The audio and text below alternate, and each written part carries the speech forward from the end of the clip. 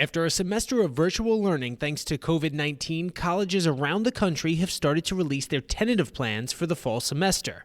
According to a survey of almost 1,000 colleges, 65% are planning for in-person classes, 8% say they plan to host all classes online, 11% plan to use a hybrid model, and the rest are still considering their options. With so much uncertainty around higher education, surveys show between 15 and 20% of students are opting for a gap year.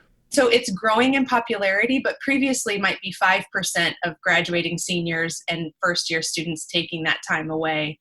So we're seeing a really big increase this summer. Sarah Hart is the director of the dorm in Washington, D.C. During a gap year, Hart says young adults usually work, volunteer, or travel before college. But with the increased demand, the dorm is offering a therapeutic gap year where students can also work on their social and emotional skills that will benefit them when they decide to go to college.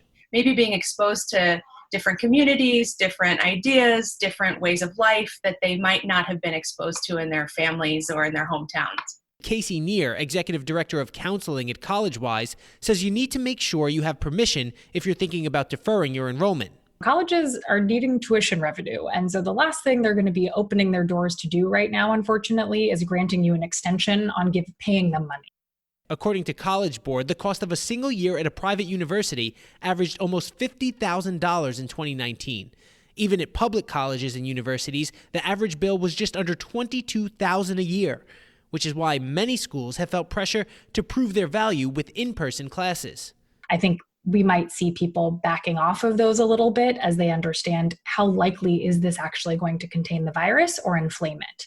So ultimately, Hart says parents and students should look over a school's entire plan for the fall to make sure it's still the right fit. Thinking about the living environment, one school that I've read their plan is having single units only for their residence halls, which could be wonderful or it could be really lonely depending on each student's preference and needs. Joe Masiri, Pix 11 News.